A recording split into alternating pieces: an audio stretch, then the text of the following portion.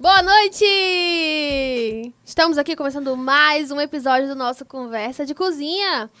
E se você é novo por aqui, se inscreve nesse canal, deixa seu like, ativa o sininho de notificação. Toda segunda-feira temos um episódio novo, gravando, né? No caso, você não tá vendo na segunda, porque esse episódio é gravado e eu lembrei agora. Galera que sai do ao vivo e vem pro gravado, ó, o cérebro não processou. Mas... terça-feira. Então, terça-feira, você que está vendo hoje, terça-feira, esse vídeo, né? A gente está aqui recebendo um convidado muito especial. Ele que é fundador e presidente da ACC, Associação dos Chefes de Cozinha do Ceará. Olha o peso do nosso convidado de hoje. Ele que tem mais de 20 anos de cozinha. Ele que é chefe executivo, que trabalha com consultoria. Hoje nós estamos tendo o prazer de receber o chefe Luciano Ferreira. Pesado mesmo. Tô vendo aqui que eu tô com o cabelo grande, viu? Cadê os efeitos especiais? Eita! A recepção dessa vem todo dia, viu? Show. A gente tá muito feliz em receber o senhor aqui. Primeiro porque... Me chamando de velho, tá vendo, pessoal? Não, é o costume. Mas de você, pronto, acabou, formalizou, agora melhor, é você. melhor, Então nós temos o prazer de recebê-lo aqui no nosso pod. Realmente é uma honra, porque... desde que a gente entrou na gastronomia, o seu nome ele tá presente em todo lugar que a gente vai. Acho todos que os eventos, né? Todos os eventos, assim, todo mundo... Você conhece o Luciano Ferreira? Quem não conhece? Eu digo, rapaz, o cara é conhecido mesmo. É bacana, cara. Assim, eu sou muito honrado, né, em poder representar, né, a gastronomia, e não foi por acaso que eu decidi a fundar a Associação do Chefe do Ceará. O objetivo de unir a classe, né, de ter o maior número de pessoas falando, pensando e agindo com gastronomia, né, no curso principal.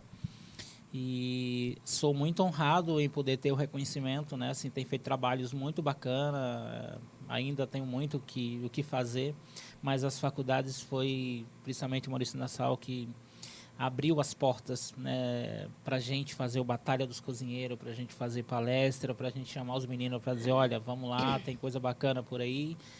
E isso me alegra, né, ver tanto jovem buscando o amplo, né, da formação, a gastronomia, que no meu entendimento, é fundamental hoje, né, cozinhar é uma arte de amor. E a gente precisa contribuir com essa galerinha que está entrando no mercado. Eu acho que a nossa conversa de cozinha hoje vai ser muito bacana, porque a gente vai falar muito sobre isso. Primeiro, obrigado pelo convite. Quando quiser, só precisa me ligar. E a gente vai estar aqui, com certeza, contribuindo da melhor maneira possível para que a gente consiga esclarecer algumas coisas, dar alguns exemplos, né? Eu acho que eu tenho muito exemplo bacana. Sou ainda um jovem, tá, pessoal? Desculpa, só tenho cara de velho. Mas tenho vários exemplos bacanas que a gente pode estar narrando e que possa motivar também pessoas que estejam iniciando agora a sua carreira profissional e que é muito importante. Eu costumei sempre ouvir meus pais dizer, escuta os mais velhos, que acho que tem vivência mais sustentável, que te dá a condição de você ter mais segurança naquilo que você está fazendo. Então, eu acho que é isso, né? Vamos começar nossa noite maravilhosa. Hoje, terça-feira, né? Para quem está assistindo, E vai ser um bate-papo muito gostoso. Então, já que ele já falou um pouquinho aí, eu vou puxar aqui a Batalha dos Cozinheiros. Ano passado, ele veio pra cá, pra Minassal, e a gente teve a Batalha dos Cozinheiros, que foi uma experiência muito legal. Eu tive o prazer de participar. Inclusive, eu e a nossa assistente aqui, a gente foi da mesma equipe. E foi muito legal porque eles pegaram todos os alunos do curso de gastronomia, a gente formou uma equipe ali na hora, entramos no laboratório sem saber o que tinha. Foi realmente um desafio, assim, que você testa o seu conhecimento que você aprendeu na faculdade, a criatividade, o tempo, né? Porque você deu 1h30 pra gente poder fazer tudo que a gente tinha pra fazer. E a gente descobriu onde ia ficar, o que a gente ia ter de insumo na hora que chegou. Então, realmente, foi aquele lance um pouco MasterChef, mas o MasterChef da vida real, vamos dizer assim. É verdade. E o bacana é que o Batalha dos Cozinheiros é uma idealização da Solmar, né, junto com alguns parceiros, que dá a condição de você apresentar, né, para os novos cozinheiros, para os novos auxiliares, que existe, né, produtos com praticidade, com qualidade, que pode ser aplicado dentro da cozinha de maneira mais mais técnica, né? E que você não perde aquele padrão que hoje faz necessário ter. Tá? Então, esse foi um projeto que muito me deixou alegre. Vai estar voltando agora, né? Brevemente vocês vão estar sendo intimados Esse novamente. ano vai ter? Vai ter, sim. Olha que legal. E a gente vai estar trazendo novidades. Esse ano vai estar um pouquinho mais requintado. E, assim, somos muito honrados em poder invadir as faculdades, levar a galera... Porque, assim, teve faculdade que teve pessoas que choraram, assim, a pressão foi grande, porque as pessoas já entram naquele intuito de querer ser o melhor, de querer fazer o melhor, e aí as dificuldades vêm. E é aquele formato justamente de você não entender o que é que vai acontecer, o que é que eu vou trabalhar, o que é que tem para mim trabalhar, o tempo, né, gera um certo preocupação, e isso é bom, né, no entendimento, até para preparar a pessoa psicologicamente, que a cozinha é essa pressão. Sim. Né? Quando você está na cozinha, você tem essa pressão. Então, Verdade. a gente quis replicar para os alunos esse momento na cozinha, mão na massa, e você tendo que dar conta de um prato com um tempo limitado, alguém dizendo, bora, eu quero o prato, eu quero o bom, eu quero o melhor. E isso foi muito animador. É lógico que a gente ficava triste, assim, porque a galera realmente se apavorava e errava tudo. E, enfim, foi muito bacana. Brevemente vem aí. O senhor tem mais segundo semestre do ano? Mais ou menos isso. Oh. Não dá spoiler. Me convide, porque eu já estarei formada. Tá ouvindo, né, dona Adriana, seu Francisco, Ei, me convide. Giderlan. Vamos lá. Sou a campeã da Uninassal, hein? Né? Cara, a minha viu? equipe foi a campeã da Uninassal e eu fui a chefe da equipe, por favor, tá? Por favor, aqui, ó. Só quem se convida, né? Claro. Não, mas foi maravilhoso, porque realmente a gente entrou...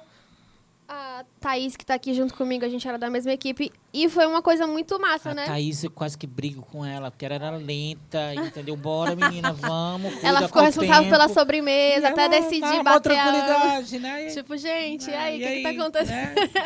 Ela não é mais assim, menina, gente. vamos. Não, mas ela fez teve uma experiência na vida real da cozinha, ela já deu mais uma upgrade, né? Já, deu no próximo você vai estar mais, ela já mais espertinha.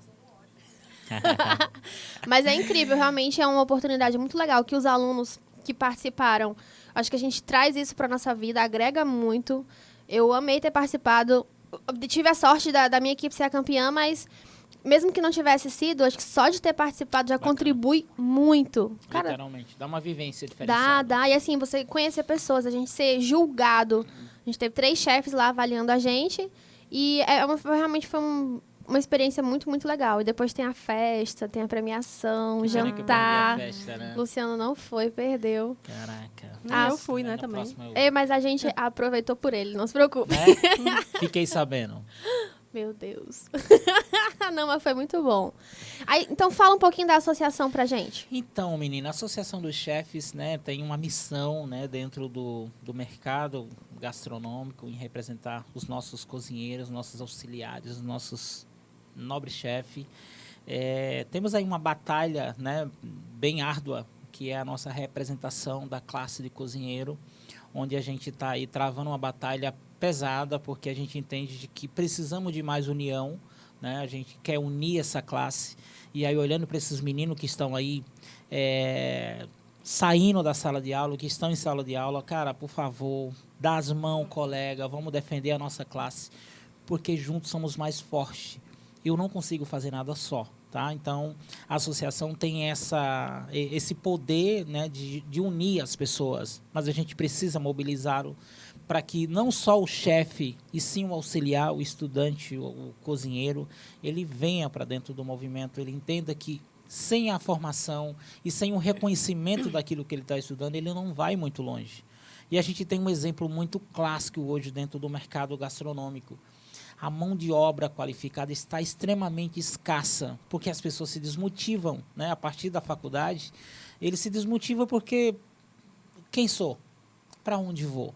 Né? Então, assim, precisamos desse pulo do gato, digamos, falando como cearense, para que a gente consiga, né, que os empresários reconheçam os bons salários dos profissionais que realmente têm um reconhecimento, que essas pessoas que saiam da faculdade, eles saiam orientados e realmente sabendo que o mercado de trabalho está ali para absorver. Só dessa forma a gente vai conseguir ter essa potência, né, e digamos, esse acervo, né, de pessoas no mercado, para que a gente não tenha essa demanda negativa que eu tenho hoje. Hoje, assim, o meu telefone é quase que um RH ambulante. né? Assim, vaga de emprego para tudo que é lado, pessoas desesperadas querendo gente para trabalhar. E a gente fica se perguntando, cadê esse povo? Aonde estão? As faculdades estão aí formando gente, um atrás do outro, o pessoal indo para a rua, mas encontrando um cenário totalmente despropício à execução da profissão. Porque isso, na verdade, nós é que temos que dar o primeiro passo. E esse é um chamamento, né, que a associação faz para que a gente tenha esse olhar futurista. Eu não estou pensando em mim, eu estou pensando nas novas gerações, nas pessoas que vão se formar daqui a 4, 5 anos. E aí? Vão continuar sendo só um formado? Ou vocês querem ser um gastrônomo reconhecido? Porque se vocês quiserem ser só mais um, continua no anonimato. Porque assim, uma coisa que me comove muito, eu estou falando no geral, inclusive eu me incluo nisso, né? A gente bate palma, aplaude os movimentos que estão acontecendo no Brasil, fora do Brasil. Vou dar um exemplo clássico. As nutricionistas, tá aí todo mundo unidozinha dentro do seu patamar de reconhecimento, fazendo o seu trabalho bacana sob uma orientação do regimento que foi criado, né, para elas. E nós somos importantíssimos quanto a nutricionista, ou talvez até mais, que a gente que faz acontecer. Né? É dentro da cozinha que a coisa acontece. Eu acho que os momentos mais importantes, né, da vida acontecem em torno de uma mesa, né, sendo servida uma alimentação, seja lá qual for, que um cozinheiro teve a participação direta nessa execução. Eu costumo até dizer grosseiramente, a gente deixa de comprar um chinelo, deixa de comprar, às vezes, até um remédio básico para dor de dente, mas não deixa de comer. Né? Então, o comer ele é importante. Né? Nós somos importantes e a gente precisa se reconhecer. Né, ter esse orgulho de ser cozinheiro e defender a classe. Né? Assim, eu tenho uma frustração ainda de não ter conseguido. Né? A gente já mobilizou alguns deputados, a gente já mobilizou alguns nichos políticos, né, lá em Brasília, mas é desmontado na ponta porque falta força, falta união. Né? E isso é o que a gente precisa para que a gente consiga ter uma mobilização a nível nacional. Né? Nós estamos agora entrando num outro AMP, né, do associativismo, está vindo aí a Associação Nacional, né, que é a ABA-CHEF, onde vai estar englobando 27 estados brasileiros. Tá? Então, assim, a ACC é o núcleo, né, aqui no Ceará, por ser a única associação de chefe do Brasil, né, onde vai estar acoplada a esse movimento. E aí sim, a gente quer que os alunos cheguem perto da gente. Muitas vezes nem sabe, né? E isso é uma culpa nossa, mas a gente está se mobilizando para dar essa condição a vocês de entender mais a associação, para que vocês façam parte do movimento. Muitos já me perguntaram, chefe, eu posso me associar como estudante? Claro que sim. Chefe, eu sou auxiliar de cozinha, eu posso me associar? Pode. Chefe, eu sou só um cozinheiro, eu posso me associar? Nos procure. Tá? Faça contato conosco através do nosso Instagram, né, que tem interesse de participar do movimento e venha para dentro do movimento, venha conhecer o nosso movimento, que eu tenho certeza que a gente juntar todos, né, no mesmo campo de batalha, a gente vai ser invencível, a gente vai conseguir os nossos objetivos muito, mas muito antes do previsto. Porque se a gente continuar batendo palma, né, para o que acontece na França, na Itália, né, é muito lindo e a gente não consegue fazer os nossos movimentos de maneira sustentável. E eu falo muito a questão das técnicas gastronômicas. Nosso Ceará ele é repleto de possibilidades, né, de insumos, de produtos que têm uma característica maravilhosa e a gente não aproveita. Aí vem as pessoas de fora. E fazem o bom uso disso e a gente que está aqui não faz, né? A babinha cai no canto da boca e você fica, caraca, por que eu não pensei nisso antes? E é isso. E vocês que estão na faculdade, que estão cursando, pensem nisso. A regionalidade, cara, é tudo. A gente precisa valorizar isso. A gente precisa valorizar tudo que nós temos, que é nosso. Então, assim, mas primeiro do que isso, a gente tem que se valorizar. Quem somos? Para onde vamos? Né? Então, assim, a gastronomia é universal, né? E eu costumo sempre dizer e falo para quando eu passo em faculdade, que tenho a oportunidade de ir à palestra, cara, se tu gosta do que tu faz, segue. Vai, porque o sucesso é garantido. Mas se tu não gosta, desiste. Vai vender pudim na praia, vai fazer outra coisa, porque não rola. Gastronomia é amor, literalmente, à profissão. Se você não ama o que faz, não adianta. Né? Perca de tempo passar 4 anos estudando, porque no final o sucesso não vem. Então, assim, é isso. Né? A gente pede muito que essa união, né, seja possível, independente que você esteja estudando, ou que seja curioso. Cara, vamos lá, vamos levantar essa bandeira. Eu estou segurado num ladinho aqui, muito solitário, preciso de ajuda, preciso que vocês venham para o movimento, divulgue isso, fale da gente, vamos junto, a CC é de vocês. É um movimento que a gente criou para vocês, principalmente para os alunos que estão nesse ano, que vão cursar sua gastronomia, que vão sair lá na frente já com um reconhecimento garantido. E isso só é possível se todos juntar a gente. É verdade. Inclusive, a gente até Eu tinha falo demais, dúvida, viu? né? Se os alunos também podiam que a entrar. gente também não sabia. Achando que era só os chefes. É verdade. Né? Com certeza, é um movimento até para curiosos, se o cara tiver curiosidade, Quiser participar, pode venha para cá ir. que a gente ensina a cozinhar, daqui a pouco a gente tem a titularidade aí e tá tudo certo, né? A gente quer que as pessoas se unam e tenha realmente amor, né, pela gastronomia, que é o objetivo maior, né? Amar aquilo que faz. E eu, É eu isso. vou concordar aí com o que você falou, que realmente a gastronomia é amor, porque trabalhar numa cozinha não é fácil, é uma rotina fisicamente desgastante, mentalmente também, e que se você não gosta do que você faz, não adianta, porque tem gente que desiste muito rápido. Às vezes as pessoas olham para a cozinha e veem como uma oportunidade rápida para ganhar dinheiro, porque como é um mercado que, infelizmente, assim, tem essa problemática de não ter mão de obra qualificada, tá sempre alguém procurando alguém para trabalhar. Então, tô fazendo nada. Ah, tá, vou tentar. Então, é um jeito de você meio que ganhar dinheiro rápido. Mas às vezes nem é aquilo que você quer fazer. E aí você entra naquele meio, fica lá, só passa uma chuva e vai faz mal embora. feito, Posso né? contar a historinha? Pode, por As favor. minhas histórias são longas, viu? Caraca, a última vez que eu contei a história foi 2h30, Nossa. sem intervalo. Não. Não, vou ser breve. O Orenilton, ele não... Não era, chefe, leva lá as amêndoazinhas lá pra ele, né? Ah, mas vai esperar. Aquela... né? Pelo amor de Deus, minha história. Vamos Assim, contar como é a historinha. bacana, eu tenho uma história de vida muito particular e que me permite, toda vida que eu lembro da minha infância, né, das minhas ideologias, eu me motivo mais ainda. Porque, para mim, sempre foi um preconceito ir para a cozinha.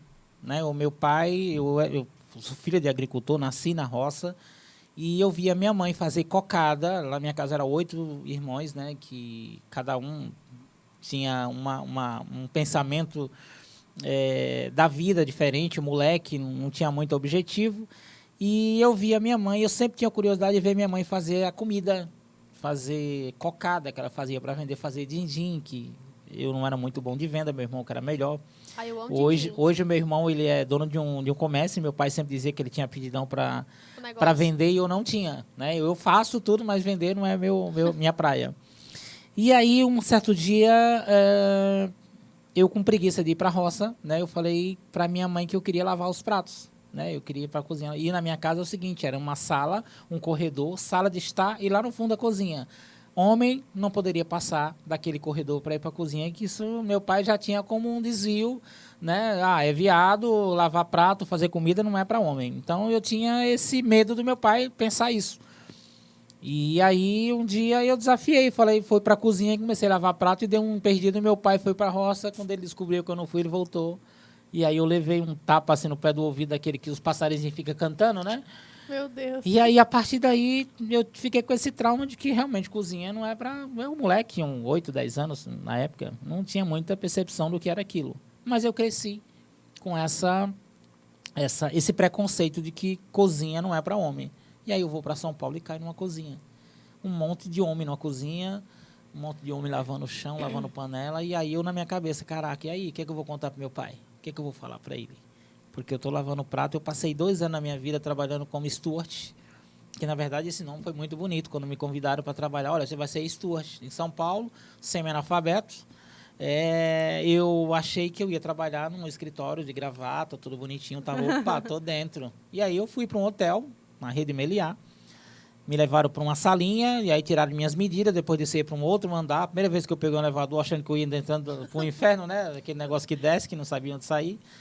E aí, lá dentro, me deram uma roupa branca e uma bota branca. E eu, opa, tá se desenhando aquilo que eu pensei, né? Eu esperando a gravata, alguma coisa do sentido.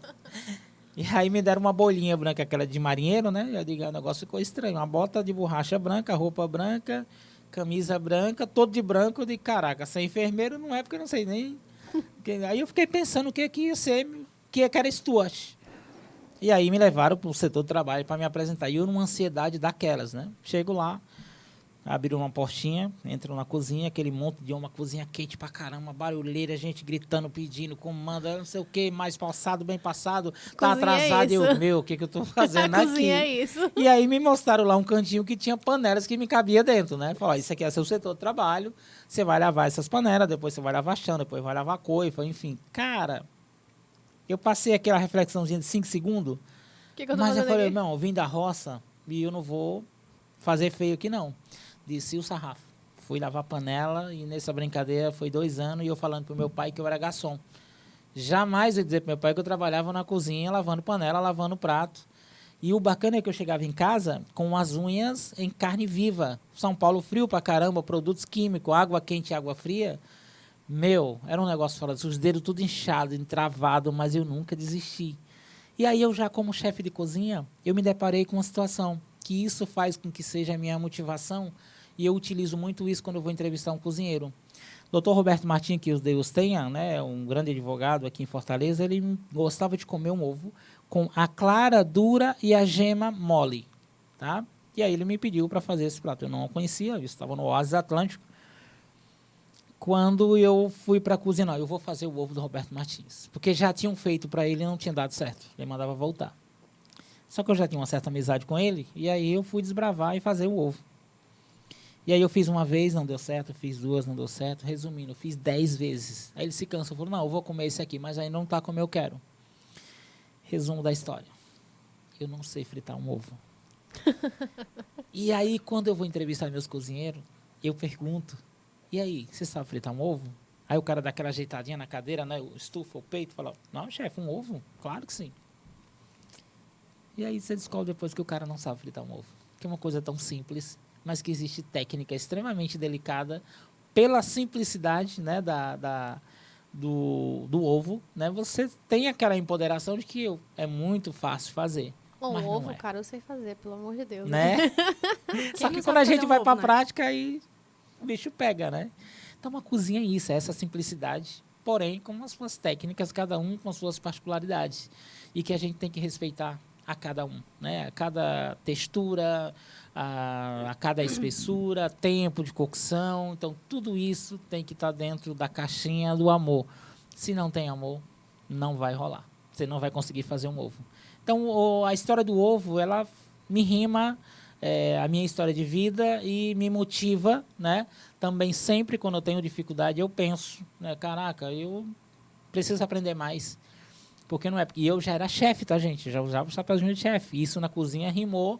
E aí foi onde eu achava que ia ser chacotado pela minha equipe. Pelo contrário.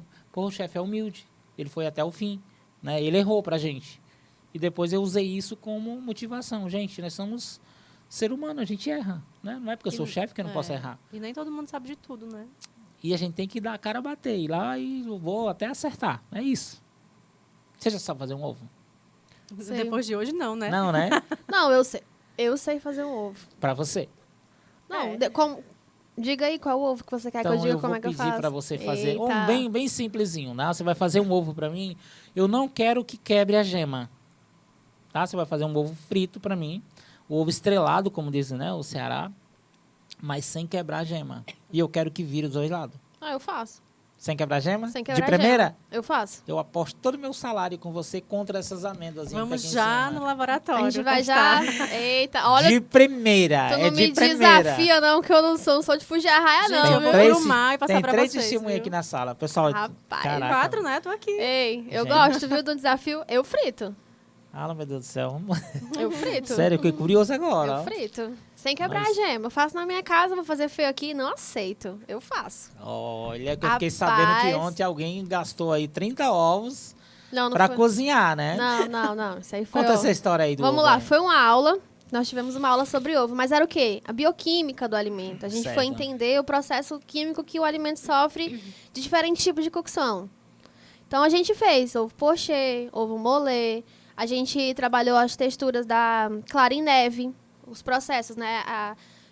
Quando você faz a clara em neve só com o ovo com água, ovo com óleo, ovo com açúcar, a textura que ela adquire e como aquilo vai se refletir dentro da preparação que você vai colocar. Se você vai fazer um soufflé, um bolo, enfim. Você vai ficar mais airado, mais fofo, porque muda a estrutura do alimento. Então, a gente foi fazer uma aula sobre ovos para entender a parte bioquímica dela. Então, a gente cozinhou ovo, aí teve os desafios de cozinhar ovo na água fria, o ovo na água quente. O ovo de 2 minutos, de 5, de 7. 3, 5, 7, 10, 15, 20 minutos pra gente ver o tempo de cocção, como é que o ovo fica por dentro.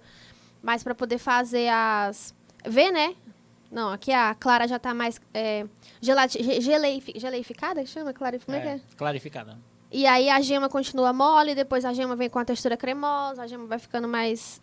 Porque ele cozinha de fora para dentro, né? Para poder entender esse processo. Bom, já todo. que você teve essa aula fresquinha, tá recente, eu vou retirar minha aposta, porque aí é sacanagem, né? Oh, não, Você já tá... eita, Você já Mas tá... a gente não fez esse ovo aí que você... Não, mas E ovo pochê, eu fiz na água, fiz no leite, fiz na água com vinagre. Tá e o vendo? meu ovo ficou belíssimo. Acho que eu tenho fotos para mostrar, hein? Não vale a foto, tem que ser ao vivo e a cores. Na verdade, quem fez foi a Olha, equipe, Tá puxando né? o saco, viu? Não, foi a equipe arrasou, mas a gente conseguiu fazer todas as preparações da aula, dos ovos. Mas é difícil, né? Não tão- Por exemplo, tem gente que diz que você cozinhar um ovo, certo é você esperar a água entrar em ebulição, para daí você colocar o ovo para ser cozido. E só começa a contar o tempo de cocção quando você colocou o ovo, aí ela entra em ebulição de novo, aí você começa a contar o tempo. Só que existe o risco de quando você for colocar o ovo ali, ele rachar, quebrar, estourar. Tem uma técnicazinha de colocar, né? Pois é, a dentro gente perdeu alguns ovos desse processo. A gente fez um direto... Alguns que ela fala, pessoal, alguns são 15 mais ou ovos. menos umas 2 bandejas, que eu fiquei sabendo, né, Tipo que isso. contaram, né? É, mas As não- bandejas de Isso ovo. ali ela não fala, né? Mas ela viu. Olha aí, ó. Tá É vendo? porque a Sara... Vamos expor a Sara aqui. Sara, nossa amiga, ela só cozinha o ovo na água fria. Ela não Também. cozinha na água quente. Ela, não gosto, não cozinho. E aí, o da água quente estourava. Toda vida que ela ia colocar o ovo, estourava. Que Mas aí tem realmente a maravilha. técnicazinha que o senhor falou, da Sim, concha, sim, que você sim. vai aquecendo o ovo pra poder ir descendo devagarzinho, pra ele poder não Deixa na rachar. cestinha e aí dá certo. Tudo é E aí a gente às vezes não entende que mesmo pra fazer o simples, requer técnica dentro da cozinha, Literalmente. né? Por isso que o ovo, ele rima muito isso, né? Você, por simples que seja, um ovo é baratinho, você, dá, mas difícil é fazer, dar um ponto de um filé, dar um ponto de uma picanha, um ovo é muito fácil, mas eu confesso de que sou prova viva e que isso não é tão fácil assim, né? Existem os cuidadozinhos que se não tiver adequado, você passa vergonha com tanto empoderamento que você vai para fazer a receita. E acho que quem assiste o MasterChef vê muitos erros, né, que acontece. O cara estica o peito e fala, não, esse eu vou arrasar, porque é a minha especialidade. O cara vai lá e faz tudo errado. Passa Porque vergonhazinha. a cozinha é isso, né? A cozinha é um momento, né? Você tem que estar bem, né? Psicologicamente, você tem que estar legal, você tem que estar concentrado, focado, para que o teu molho, para que o teu prato ele saia na perfeição correto. Até isso interfere no prato, né? O teu estado de humor naquele momento que você está finalizando um prato, se ele não estiver legal, é replicado no prato. E isso eu não observava e é real. É verdade, É real. eu já prestei atenção nisso. E às vezes, assim, coisas simples mesmo. Porque você começa a fazer por exemplo, você está trabalhando numa praça. Você começa a dominar aquela praça, de repente você começa a entrar meio que no automático, nos processos. Porque você faz tanto aquilo que você já não está mais prestando atenção, você só faz. E aí eu acho que quando você entra no automático, isso acaba sendo ruim para você um O pouco. acomodismo, né? Porque você perde um pouco daquilo. E cozinha é muito assim, 1 segundo de distração, Perdeu tudo. perdeu. Estragou, queimou, passou do ponto. E você vai ter que fazer de novo. Então, assim, e você nunca tá fazendo uma coisa só dentro da cozinha. Tô focado só nisso aqui, ó. Eu tenho essa... Não é uma habilidade, né? Assim, eu acho que eu trabalhei numa cozinha, né, do Oasis Atlântico, onde o volume de evento era muito grande. Né? E assim, você tinha que se virar nos 30 mesmo. Então, era um negócio que você olhava para a dificuldade e falou, cara, eu tenho que ir. Então, hoje eu tenho essa habilidade de eu fazer 3 coisas ao mesmo tempo sem me perder. Lógico, tem que ter todo o cuidado, porque cada um tem a sua particularidade de finalização. Mas eu consigo executar 3 frigideiras com preparos diferentes, tranquilo, assim, na operação de cozinha. Mas para tudo isso acontecer, você tem que ter uma vivência, né? Você tem que ter realmente confiança naquilo que você está fazendo, que senão, se você for orientar uma pessoa que não tem essa experiência a fazer, as 2 frigideiras queimam e você só consegue dar conta em uma. Isso é comum acontecer. E essa confiança que você adquire vem da prática. A prática, literalmente prática. Quanto mais você faz, melhor você fica. E realmente é muito isso. A cozinha é... Quanto mais você faz aquilo, melhor você vai ficar. E aí a gente vê, né, os novos alunos, novos cozinheiros entrando no mercado um pouco, digamos, atordoado com tudo aquilo que ele vivencia em sala de aula e com aquilo que o mercado oferece. Né? E a gente até tenta orientar o máximo possível para que as pessoas tenham esse cuidado de entender real, né, o nosso terroir, né, com todas essas características. Nós temos cozinhas maravilhosas, com todos os equipamentos ativos. Nós temos cozinhas que prezam, né, por todas as técnicas, tanto da operação quanto de equipamentos, né, de ponta, para que ele tenha realmente uma qualidade daquilo que você está fazendo. Mas tem muitas cozinhas que têm nome no mercado, né, que tem uma certa referência, de que não tem essa preocupação. E aí se absorve essa galerinha que está saindo da sala de aula, né, cheio de sede, cheio de vontade de querer apresentar aquilo que estudou, que não vivenciou, né, muitas vezes da prática, e aí se depara, né, com o mercado totalmente fora da sua visão, né, daquilo que você planejou, e aí vem a frustração. Então a gente sempre, quando eu tenho a oportunidade, né, de falar, né, converse com seus amigos que estão lá fora, escute os mais velhos, né, procure conversar com os cozinheiros que já estão na ativa, né, para entender de que forma que vocês vão receber esse impacto, né, no mercado de trabalho, porque Fortaleza não está preparado ainda para ter uma cozinha adequada, né, sempre tem uma deficiência. E a gente sabe que, a maioria das vezes, o empresário, falta conhecimento do empresário, em que a montagem de uma cozinha é feita de maneira precoce, sem a orientação de um profissional. Às vezes ele monta baseado no que o arquiteto desenhou, finda você gastando muito, né, numa cozinha, e às vezes esquece dos pequenos detalhes que faz a grande diferença. E quando o cozinheiro chega para operacionalizar, se depara com uma realidade que não mais pode reverter. E aí você vai ter que trabalhar com aquilo que tem. E aí, isso falou um ponto muito importante. Inclusive, a gente até viu isso na faculdade. A gente fez planejamento de espaço físico. Importantíssimo. Que a gente aprende realmente a montar a estrutura de cozinhas, seja onde for, de que tipo de cozinha for. E isso foi incrível. Acho que fez muita diferença, porque a gente consegue ter uma dimensão da importância do fluxo de funcionamento de uma cozinha, na prática. E realmente, isso foi até um ponto que nos nossos professores tocou, que era que a grande maioria das vezes, o dono do restaurante, quando vai montar a cozinha não é montada, assim, planejada pensando no funcionamento dela. Gente, é isso aqui que tem esse espaço, a gente tem que adaptar para a cozinha. E vem um arquiteto, faz um projeto belíssimo, mas não é funcional. Porque a cozinha, ela é um organismo vivo e ela tem um fluxo de funcionamento.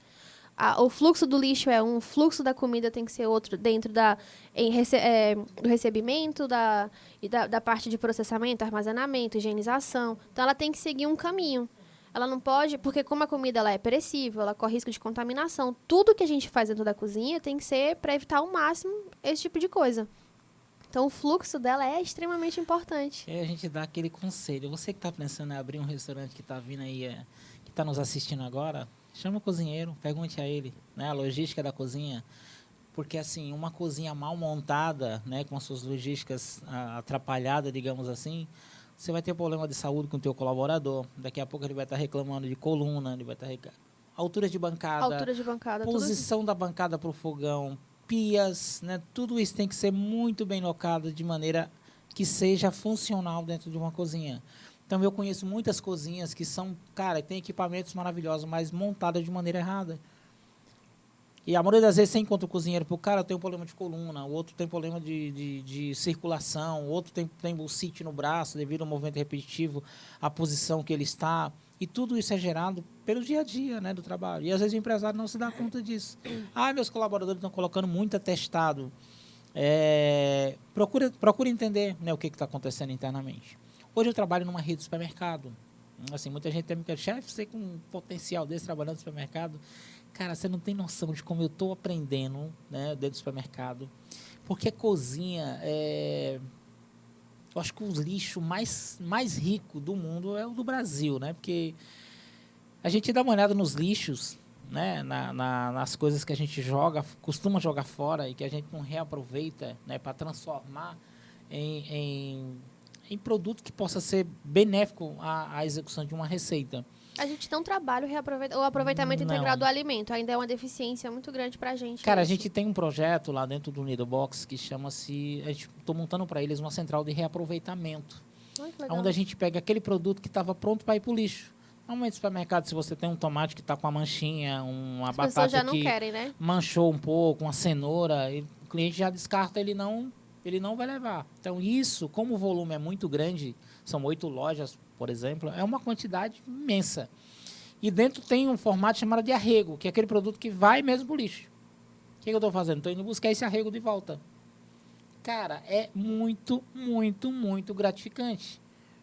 E a gente está diminuindo gradativamente cada mês, né, essa diminuição desse quebra, né, desse produto que estava indo para o lixo. E aí o meu chefe maior, o Sr. Nidovando, falou, cara, eu quero mais. Eu quero doar agora esses alimentos recuperados para uma instituição de caridade que dá sopão aí à noite na rua para as pessoas. Então, assim, aí é que a gente se sente mais importante. E que motiva mais ainda em dizer, cara, quando tu descascar a batata, ela tem ainda uma função. Quando tu descascar a cenoura, a casca da cebola, ela ainda tem uma função, né? Então, assim, dá para transformar em caldos, dá para transformar na batata numa chipzinha crocante. Várias coisas podem ser utilizadas. Mas a maioria das vezes a gente pega e joga no lixo. Porque a gente, às vezes, nem procura saber o quanto custou. Que quando a gente é empregado, né, você está só preocupado em executar a tua tarefa, mas o empresário que compra, ele se preocupa sempre com isso. Então, hoje, dentro do Nido Box, eles têm hoje uma recuperação desse produto, cara, muito satisfatório. Isso é apenas um experimento. Eu estou pegando 3 itens, cenoura, batata e tomate. Mas existe um leque imenso que pode ser transformado. Brevemente, a gente vai estar fazendo essa doação com uma central bem organizadinha. Andrade, que é o meu parceiro, com certeza ele vai ver essa nossa matéria e ele vai se orgulhar, porque é um projeto que a gente discutiu junto, que tem muito a dar certo, e a gente até motiva as pessoas no restaurante a fazer o mesmo. Cara, reaproveita as tuas casquinhas, as tuas pontas e transforma em caldo. Em vez de você ir no supermercado aí pegar aqueles caldos cheios de mazela, cheio de sódio, química, conservante, e vai transformando, faz teu consumezinho e trabalha de maneira adequada, faz tua sopa com a base bem feita, né? Então, assim, muita coisa pode ser reaproveitada de maneira responsável e sustentável, que hoje a gente precisa falar mais sobre isso, né? Que o nosso desperdício é muito grande. E a gente vê muita gente na rua passando fome, muita gente que poderia estar usufruindo, talvez, desse desperdício. Uma coisa que me revolta muito quando eu vejo uma pessoa colocar um prato de comida no lixo. Cara, é triste. Eu nunca passei fome na minha vida, assim, de não ter o que comer, mas já passei aperreios grandes que me dá a condição de, cara, não joga fora não. Eu só não como comida estragada, mas não é porque eu não gostei que eu não vou comer. Eu como, entendeu? Tava com um pouquinho de sal, cara, eu vou lá e como, não tem problema. Aqui tem gente que tem não gostei, lixo, joga fora. Isso é um crime, né, para quem entende o que é isso aí. Mas é isso, cara. Tá sendo muito bacana esse bate-papo. Eu até as meninas não estão nem falando nada, sou eu que estou falando também. Já tô ficando, né, sem graça aqui, né? Não, é porque a gente está ouvindo a tua história. Mas eu achei muito legal, que é um projeto incrível. E outro ponto também que você falou da questão do aproveitamento é que, às vezes, também a gente perde muito alimento pelo armazenamento incorreto. Isso é comum demais, né? Por exemplo, sei lá, você vê uma cenourinha murcha, triste, aquela coisinha assim, chega, ela tá molezinha, sabe? Sabe o que é aquilo? Ela precisa de água, de amor e carinho. Se você coloca ela numa vasilhinha com água, deixa na geladeira ali 2 dias, amor, ela vai estar, fica perfeita. Ela volta à vida, ela renasce das cinzas, ela é quase uma fênix. E não tem que montar um curso, viu? Para orientar os empresários a ter cuidado com isso. E é incrível, porque geralmente você vê, a cenoura não presta mais. Cara, você só armazenou errado. Você tá jogando comida no lixo que ainda tá boa, porque você não sabe guardar as coisas direito. E um outro projeto que eu acho bacana, que eu quero que, inclusive, que vocês se motivem a isso, a gente está fazendo nossos refeitórios, a gente identificou uma devolução muito grande no lixo de refeitório, na sobra de comida. E a gente lançou um desafio em todos os nossos refeitórios, que é a gente pesar, né, a devolução da sobra do refeitório. Cara, você não tem noção da comoção das pessoas. E aí a gente, logicamente, coloca aquela mensagem, né, bem motivadora para que as pessoas realmente não joguem fora, porque as pessoas têm hábito de colocar no prato aquilo que não vai comer. Mais e do que aí, come, como a né? metade joga fora. Ai, cara. Uma reunião que nós tivemos recentemente, o seu Nidovando, que é o dono do Nido Box, que é uma coisa que ele tem uma maior tristeza no coração, é quando alguém coloca um prato de comida no lixo. E aí ele me puxou as duas orelhas, não foi só uma, foi as duas.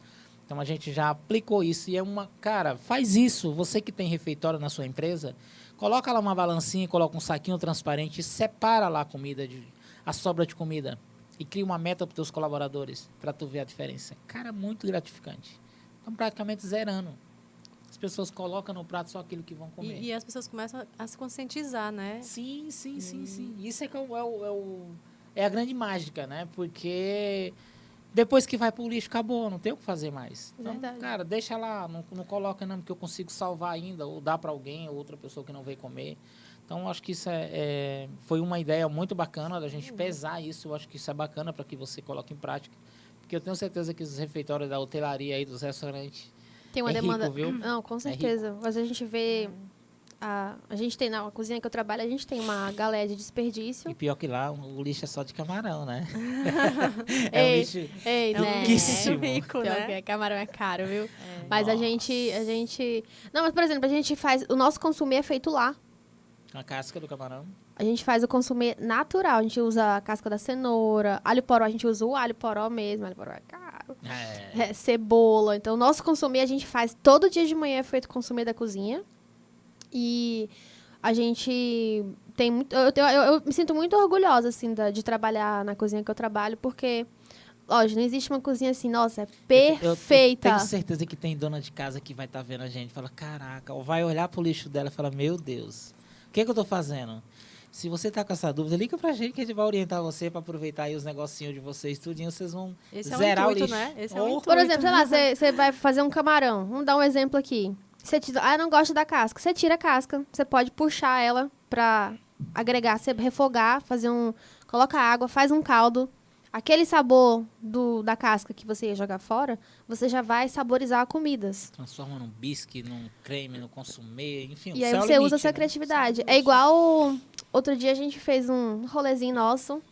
Nossos rolês são assim, a gente vai pra casa da minha amiga aqui e a gente cozinha. Por que você não me chama, hein? Isso é feia isso, né? E aí a gente fez um almoço de domingo, eu tava de folga, eu fui passar o domingo com ela. E eu passei o domingo em casa sem fazer nada, esperando alguém me E aí a ligar. gente fez um almoço de domingo.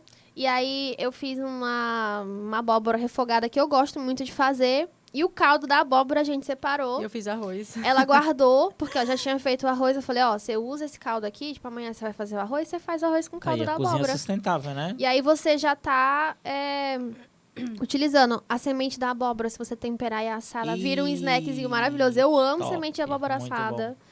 E é uma coisa que eu tenho tentado aplicar, assim, realmente é o Falando- aproveitamento falando em integral. abóbora, me deu uma ideia aqui. Vocês têm que trazer um cara aqui para vocês conversar com ele. Que Quem? ele tem uma história muito bacana aqui, muito rimada a abóbora, a carneiro. Olha. Eita. Jean Ribeiro, ele é o embaixador da gastronomia do Ceará.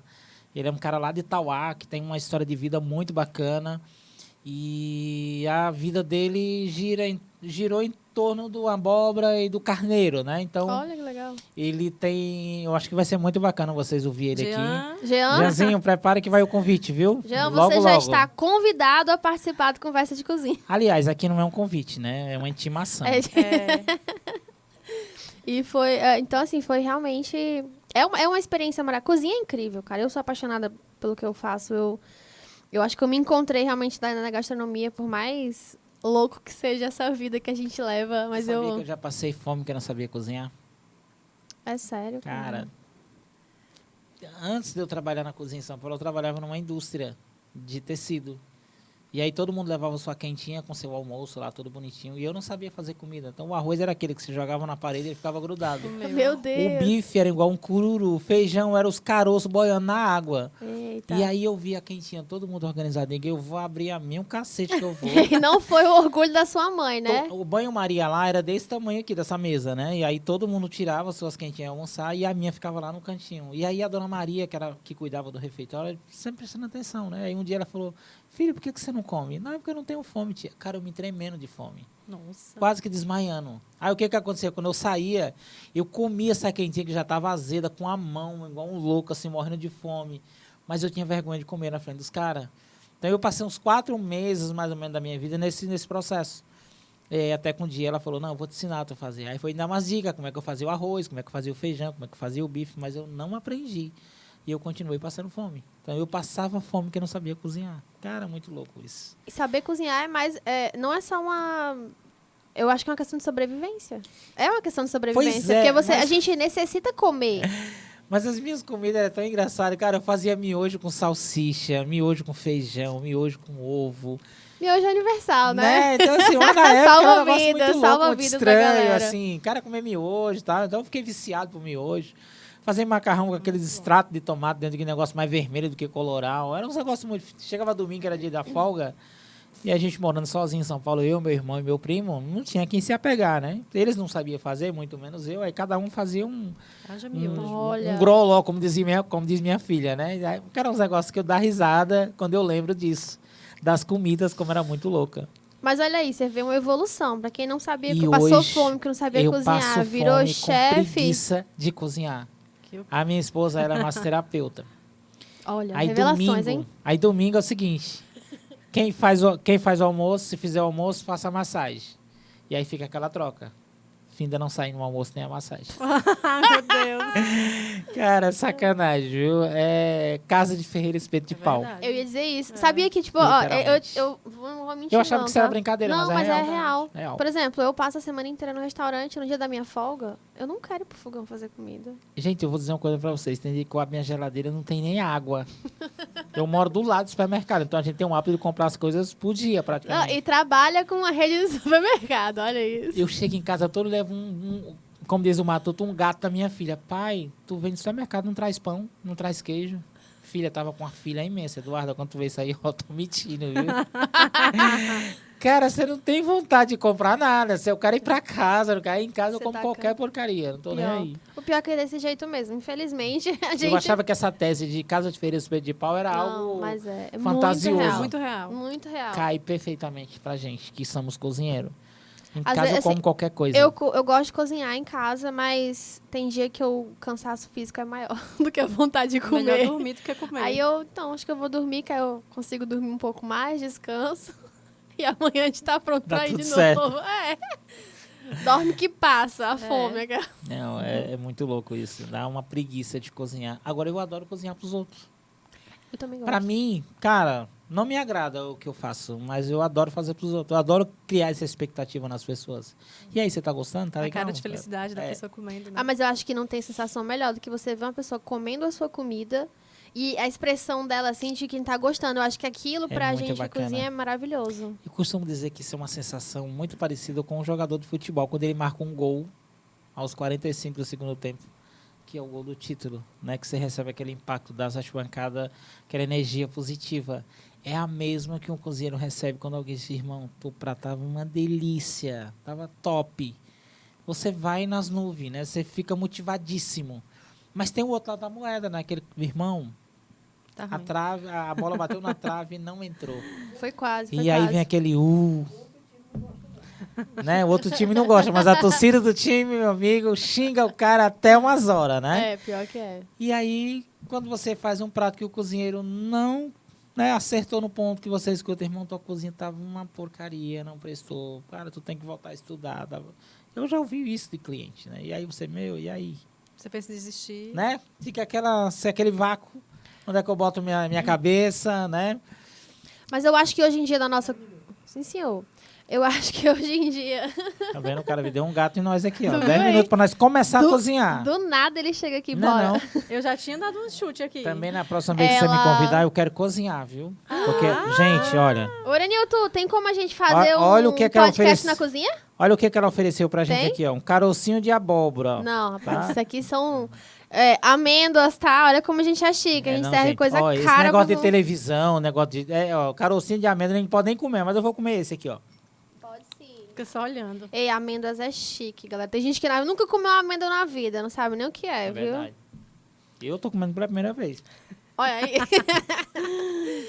Eu ia falar alguma coisa. Aí o Erenilton atrapalhou meu pensamento, Erenilton, você não venha mais pra cá antes de 10 Poxa, minutos, viu? Então, a gente precisa combinar na cozinha. Fazer um Mas Cara, tem eu essa gosto disso. possibilidade, tem? podcast cozinhando. Não, Gravado. claro, gravado. Então Aí vamos pronto, lá pro ó. laboratório. A gente vai fazer um episódio... O desafio do ovo. Vamos fazer uma enquete. O que, é que as pessoas querem ver? A enquete a gente faz no Instagram, que no Ih, YouTube desafio não do dá. ovo. Todo mundo volta aí. Desafio do ovo. Ah, é o Se desafio do você ovo. assistiu esse vídeo, Como assim não comenta assistiu? Vai assim, assistir sim. desafio do ovo pra gente saber que você ficou até aqui. Então comenta aí, desafio do ovo. E a gente vai voltar com o Luciano aqui pra ele a gente ir pra cozinha. Será que eu vou passar essa vergonha de novo? Eu aceitei o desafio, hein? Né? Agora eu Ficou- vou desistir ei, do ficou salário, aí, agora eu ficou vou fazer o desafio ao vivo e Ei, a a cores. aposta foi o salário, hein? Me ajuda, né? Rapaz. Me ajuda? Pelo amor de Deus, não vai ajudar a tua chefe não, viu? Ei, ele apostou o salário. Não, esse salário eu já retirei. Eu disse, não. Pois, olha a gravação aí. Puxa a gravação aí. Mas a mulher... Tu tá vendo passou- aí, Oranilton, o cara aposta o salário de repente quer voltar atrás, né? Não, Assim porque não. você passou aí uma noite inteira aí desbravando com várias técnicas de ovos, aí Fiquei pra com mim medo, ficou difícil, né? Eu que faz tempo que não frito um ovo, só faço ovo mexido Aquele que é mais prático. ou Com manteiga. manteiga. Mas o ovinho, ele Tem é seu valor. importante pra nossa saúde também, comer um ovinho com por baião dia. de 2 cremoso. Nossa. Nossa. Ei, um baião com ovo é tudo. Arroz com ovo também, hein? Ah, Tem Inclu- seu a gente lugar. pode Qualquer fazer jeito. o ovo e o baião, né? Nesse dia. falar em baião, uma coisa muito bacana. Uma época que eu estava dando aula no Senac, me faltou insumo para trabalhar, e aí me deram a missão de fazer uma pesquisa. Aí eu joguei na mão dos alunos, traga uma pesquisa para mim de baião de 2. Ai, Foi aí onde eu comecei a me surpreender com a criatividade do cearense, Fazer baião de dois. mas a não preocupação com a nossa identidade gastronômica, porque o baião de 2 ele é um prato que rima muito, né, o pertencimento com nós nordestinos. Mas assim, tem 18 receitas de baião de 2, cada um com uma técnica diferente, com um insumo diferente. E aí como é que a gente fica? E uma coisa que eu brigo muito, cara, quando eu vejo alguém fazer algo, por exemplo, fazer peixada com azeite de dendê. Cara, dá vontade de enfiar a cabeça do cozinheiro dentro da panela. É porque a peixada é com Coloral. Leite de coco colorau. azeite de dendê você vai usar na moqueca. É o correto. E aí a gente vai pra... E depende da moqueca. Se for a Depende. baiana, se for a Isso, a capixaba, capixaba não você já vai. muda. Você vai usar o molho de tomate. Quando a gente fala de acarajé, a gente já fala de Salvador, da Bahia. Bahia em geral. Então, assim, há um pertencimento e também é o patrimônio tombado, né, da gastronomia baiana. Quando a gente fala de bolo de rolo, a gente Pernambuco. automaticamente já lembra de Pernambuco. Quando a gente fala do Ceará, vem na memória com prato? Não, né? Essa pergunta me foi feita lá em Cabo Verde. Outra coisa também por exemplo, carne de sol. A gente também lembra do Rio Grande do Norte. Que é a de Caicó, né, Caicó, que é a que melhor é- carne de sol. Então, nós nordestinos, de preferência Ceará, temos o pertencimento de várias receitas, mas não temos, né, ainda, e aí vem o puxão de orelha aí dos alunos que estão em sala de aula, comecem a pesquisar as nossas origens, né, as nossas histórias gastronômicas, para a gente entender a cada um do prato. O baião de 2 foi feito por alguém de um jeito que é para ser eterno. Se vai mudar, mude, né? Acarajé é feito com uma massa de feijão fradinho e não tem jeito de fazer com outra massa. É feito no azeite de dendê e não tem como ser frito em um outro óleo. Ponto. Né? Então, assim, por que o Baião 2 tem 18 receitas?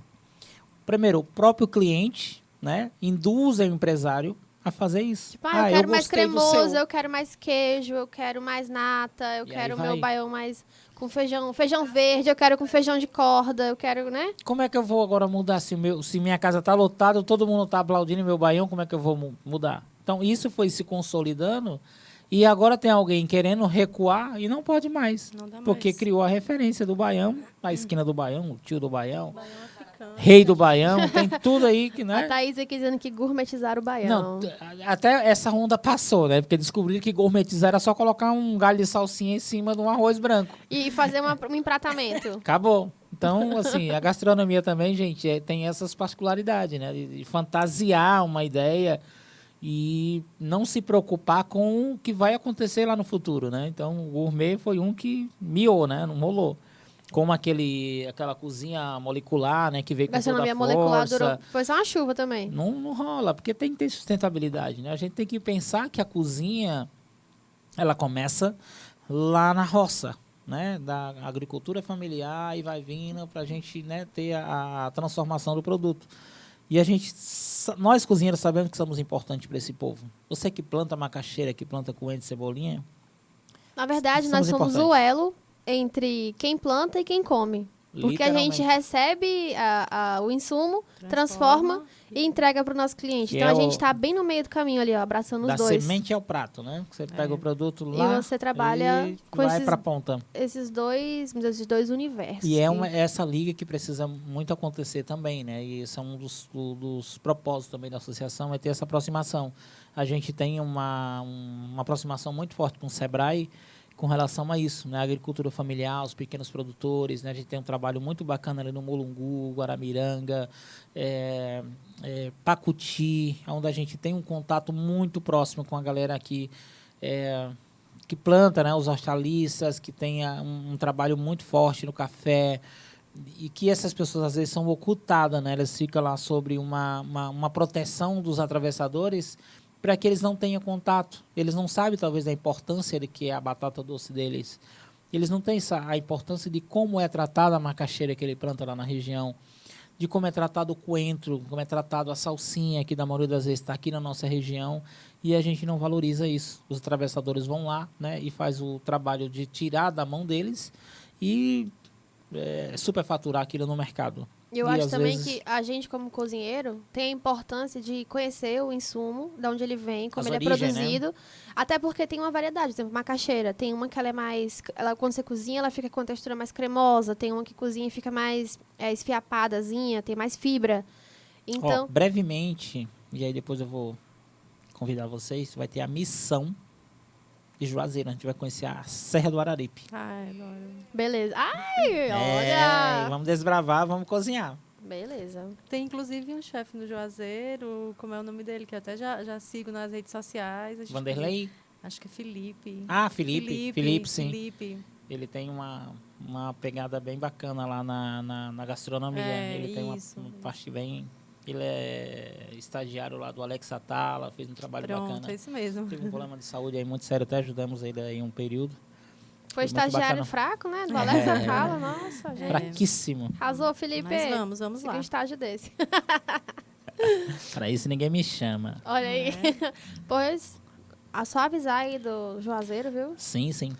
Inclusive, temos voos da Azul a partir de maio. Tô sabendo aí, direto, né? Que o nosso Cariri saindo tá às 4h da manhã e voltando às 23 horas. Azul, por favor, né? Fazendo um comercial aí, por favor, patrocina a gente aí, pelo menos uma vez, né? Então. Ei, vai que cola. Ei, faz tua propaganda, galera. Não posso. Não pode. Não posso. Bom, eu quero dizer, nossa, eu gostei do nosso papo. Muito bom. Passa rápido, né? E a gente, se deixasse aqui, a gente ainda tinha mais coisa pra falar. Tem mais um tempinho não, hein?